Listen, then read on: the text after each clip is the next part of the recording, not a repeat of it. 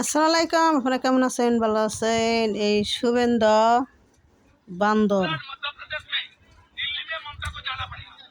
এই শুভেন্দুর গালে এই যে জুতা, শুভেন্দুর গালে জুতা, এই জুতা দিছি দেখছেন?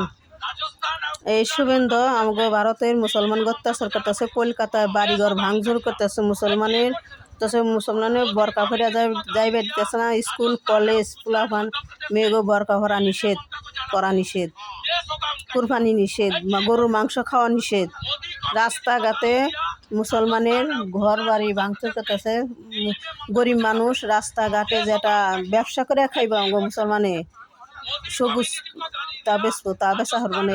এই শুভেন্দু বিজেপির দল দিয়ে আমাকে মুসলমানের অত্যাচার করতেছে।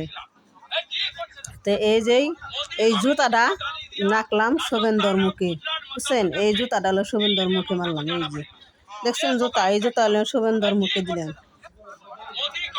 এই যে এই যে শুভেন্দুর মুখে জুতা মারলাম। এই জুতা ওর মুখে মারি, এই যে জুতার ওর মুখে মারি, বুঝছেন না? এই জুতা হলে শুভেন্দুর মুখে মারি। এই জুতা শুভেন্দুর মুখে।